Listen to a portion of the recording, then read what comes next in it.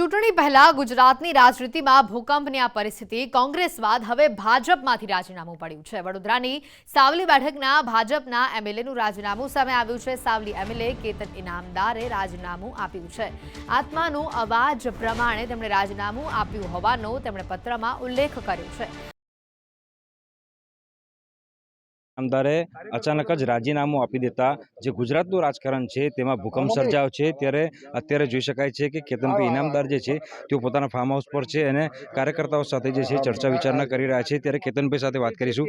કેતનભાઈ, સાવલી એટલે કેતન ઇનામદાર ને કેતન ઇનામદાર એટલે સાવલી, 11 વર્ષથી તમે કમાન્ડ સંભાળો છો, અચાનક એવી શું આફત આવી ગઈ કે રાજીનામું આપવું પડ્યું, અથવા તો એવું થશું મજબૂરી? મેં આપને કહ્યું કે પાર્ટીના આગેવાનો મોડીઓ જ્યારે પણ કોઈ નિર્ણય લે તો પાર્ટીના નાનાથી મળીને ગમે તે આગેવાન સાથે કાર્યકર્તાઓ સાથે સંકલન કરીને લે। કોઈ પણ નિર્ણય પાર્ટી આપણી કાર્યકર્તાઓની પાર્ટી છે, કેડર બેઝ પાર્ટી છે, અને જ્યારે કોઈ નિર્ણય લેવાતો હોય સ્થાનિક લેવલે તો બધાને સાથે લખીને લેવાય। હું આજે એઝ અ એમએલએ પણ મારી પ્રજાએ, મારા કાર્યકર્તાઓએ મને મહેનત કરીને જ્યારે મને આ જગ્યા પર બેસાડ્યો છે તો મારે પણ જો નિર્ણય લેવો હોય તો બધાને પૂછીને બધાને સંકલન કરીને લેવો જોઈએ, એવી મારી માનસિકતા છે અને એવા મારા વિચાર છે। આજે જે નિર્ણય મેં જે આજે મારા અંતરાત્માના અવાજને માન આપીને મેં રાજીનામું આપ્યું છે એ માત્ર એક જ વાત છે કે ગુજરાતની પણ પાર્ટીના દરેક કાર્યકર્તાઓને પાર્ટીને ઊભી કરવામાં એમને લોહી રેડ્યું છે। પાર્ટીને માટે એને રાત દિવસ એક કર્યા છે। આદરણીય વડાપ્રધાન આપણા દેશના નરેન્દ્રભાઈ મોદી સાહેબ એ પણ વારંવાર ગૃહમંત્રી અમિત શાહ સાહેબને આપણા તમામ કેન્દ્રીય નેતૃત્વ અને પ્રદેશનું નેતૃત્વ કાયમ માટે આ કહે છે કે ભાઈ આ કાર્યકર્તાઓની જ પાર્ટી છે અને કાયમ માટે એ લોકો માન સન્માન દરેક કાર્યકર્તાને આપતા આવ્યા છે। તો સંગઠનનું નીચલું સ્થાનિક સંગઠન પણ અને ધ્યાનમાં રાખે અને કોઈ પણ નિર્ણય કોઈ પણ જગ્યા પર એવી રીતે સ્થાનિક સંગઠનના જૂના કાર્યકર્તાઓ અને આગેવાનોને સાથે લઈને લે, એ જ મારી વાત અંતરાત્માનો અવાજ છે અને એ અવાજ પહોંચાડવા માટે મેં પાર્ટીના આજે વિધાનસભાના સભ્યપદથી રાજીનામું આપ્યું છે। હું ભારતીય જનતા પાર્ટીનો કાર્યકર્તા છું। આ વખતની લોકસભાની સીટમાં અમારા શ્રીમતી રંજનબેન ભટ્ટ અમારા ઉમેદવાર છે। વાઘોડિયા અને સાવલી વિધાનસભા અને વડોદરા શહેરને રંજનબેને ખૂબ પ્રેમ આપ્યો છે અને ખૂબ દરેકના સુખ દુઃખના ભાગીદાર બન્યા છે। આ નિર્ણયથી અમે ખુશ છે।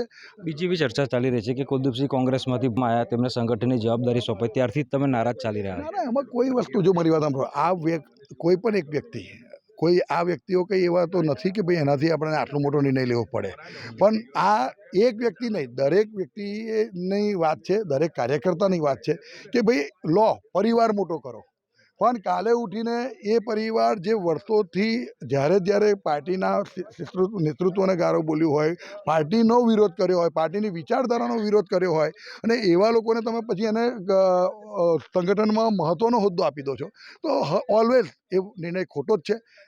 કોઈના મતની વાત નથી, દરેક પાર્ટીના કાર્યકર્તાના મતની વાત છે। રાજકીય મોરચે એવી પણ ચર્ચા ચાલી રહી છે કે રંજનબેન ભટ્ટ જે છે તેમની સામે ભ્રષ્ટાચારના આક્ષેપ લાગ્યા, પાર્લામેન્ટરી બોર્ડની બેઠક મળી અને રંજનબેનને એવું કહેવામાં આવ્યું કે તમે સ્વેચ્છાએ રાજીનામું આપી દો, પ્રેશર ટેકનિકનો કોઈ ઝોલમાલ હોય એવું લાગે? કોઈ નહીં। કેન્દ્રીય નેતૃત્વએ જે બેનનો નિર્ણય લીધો છે, તમામ કાર્યકર્તાઓ બેનની સાથે છે। શહેર, વડોદરા શહેર, વાઘોડિયા વિધાનસભા, સાવલી વિધાનસભાના પ્રત્યેક કાર્યકર્તા, મતદાતાઓ બેનની સાથે છે।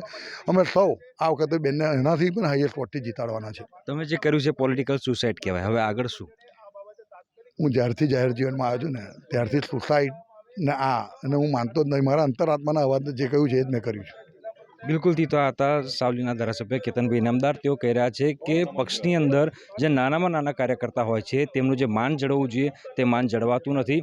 અગાઉ પણ તેઓ જે મોવડી મંડળ છે અથવા તો પ્રદેશ અધ્યક્ષ છે તેમને સંગઠનમાં અનેકવાર રજૂઆત કરી ચૂક્યા છે, પરંતુ તેમની રજૂઆતો જે છે તે ધ્યાને ન લેવાતા આખરે કેતનભાઈ ઇનામદાર છે તેમને પોતાનું રાજીનામું છે તે ધરી દીધું છે। હાર્દિક દીક્ષિત, ન્યૂઝ 18 ગુજરાતી, વડોદરા।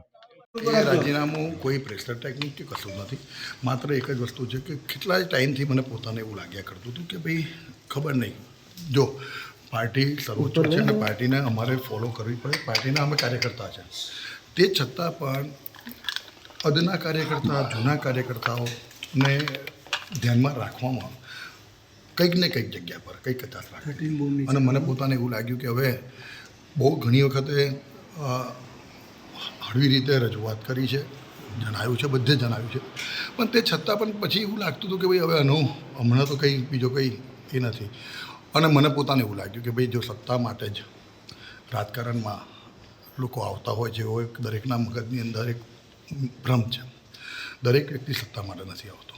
2012ની ચૂંટણીમાં અપક્ષ તરીકે ચૂંટણી લડીને જીત્યો ત્યારથી 2022 સુધીને હું છેલ્લા 11 વર્ષને 3 મહિનાથી મારી સાવલી વિધાનસભા ક્ષેત્રનું પ્રતિનિધિત્વ કરું છું. ભારતીય જનતા પાર્ટીનો જ્યારથી હું રાજકારણની અંદર સક્રિય થયો ત્યારથી એક પણ ચૂંટણી મેં ભારતીય જનતા પાર્ટીના સિમ્બોલ સિવાય અને અપક્ષ કદાચ પાર્ટીનો સિમ્બોલ હશે તો ભારતીય જનતા પાર્ટીનો હશે, કાં તો મેં મારી પબ્લિકનો મેન્ડેટ લીધો હશે, એનાથી વિશેષ કશું નથી કર્યું. પણ આજે મારો રાજીનામાની વાત છે એ માત્ર ને માત્ર મેં વચ્ચે પણ 2020માં કહ્યું હતું કે માન સન્માન આત્મસન્માનથી મોટું કોઈ વસ્તુ નથી અને એને કારણે જ અને આ એક કેતન ઇનામદારનો અવાજ નથી, આ અવાજ ભારતીય જનતા પાર્ટીના પ્રત્યેક કાર્યકર્તાઓનો જ છે. ભલે કેતન નિમિત્ત બન્યો છે પણ હું તો આજે 2 હાથ જોડીને કહું છું કે જૂના કાર્યકર્તાઓની અવગણના ના થાય. પાર્ટીને મોટી કરો, પાર્ટીનો વેગ વધારો, એનાથી સંમત છે. હંમેશા પરિવાર મોટો જ કરવો જોઈએ. અને આજે દેશના વડાપ્રધાન આદરણીય નરેન્દ્રભાઈ મોદી સાહેબ જે આજે આખા સમગ્ર દેશની 140 કરોડની જનતા જે એમને પોતાને ઈચ્છે છે અને હું આજે પોતે પણ આ બનાવ પછી પણ હું આજે ભારતીય જનતા પાર્ટીનો કાર્યકર્તા છું અને લોકસભાની મારી વડોદરા સીટ માનીય રંજનબેન ભટ્ટને સૌથી સારામાં સારો લીડ મારી વિધાનસભા ક્ષેત્રમાં મળે એ રીતે હું તત્પર છું અને રાત દિવસ મહેનત કરીશ. પણ આ રાજીનામું એ મારા અંતરાત્માનો અવાજ છે. અંતરાત્માના અવાજમાં માત્ર એક જ છે કે જાહેર જીવનની અંદર જ્યારથી આવ્યા છે ત્યારથી હંમેશા લોકોને માન સન્માન આપ્યું છે. આખી જિંદગી જીવીશું ત્યાં સુધી માન સન્માન આપીને એમના પ્રાણ પ્રશ્નને વાચા આપીશું. પણ આપણા પોતાના માન સન્માનના ભોગે કોઈ પણ વસ્તુ મને પોતાને વ્યાજબી લાગતી નથી.